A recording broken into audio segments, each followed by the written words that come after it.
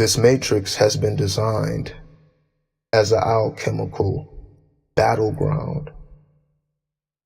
This means that we are to create our own challenges to conquer. We tend to look at life and the challenges as something outside of self, but we are here to constantly give ourselves a greater push into the outskirts of the mental facilities. The sensical lunatic is one who maintains their sense of self while in a maddened state. This trance-like state is very challenging to maintain consciousness in because it is highly reactive to planetary influence, which makes a person very emotional. So to maintain the senses while undergoing such vastness of emotional information and experimentation, this ultimately will lead to trials and tribulations that must be explored, solved, and conquered, which gives you greater detail into your ultimate magnum opus, your book of life.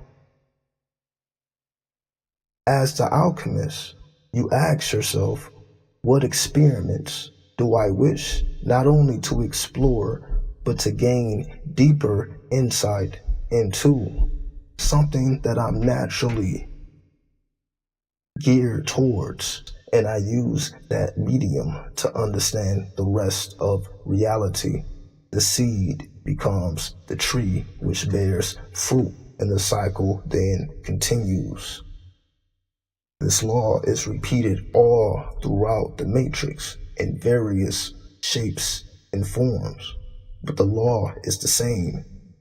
And once the alchemist sees this law in all forms of reality,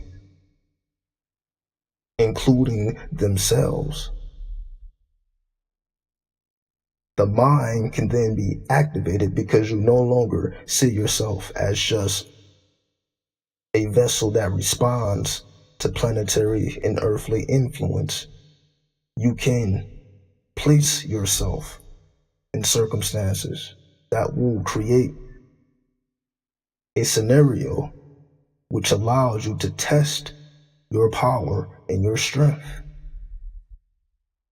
which we are here to do consistently. This trance state, this maddened state, this lunatic state of mind is necessary to advance consciousness because it allows you to explore beyond the limitations of human thought. What exists beyond human thought? Godly consciousness, cosmic consciousness, universal consciousness, to explore and observe the law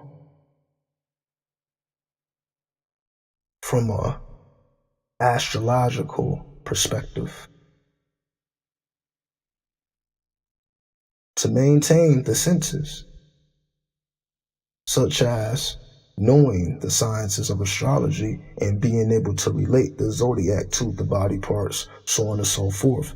So it's not just a science of predicting the movements of the stars, but it gives you insight into how your body, your mind, and your spirit responds to the current energy grids that the stars are constantly playing upon.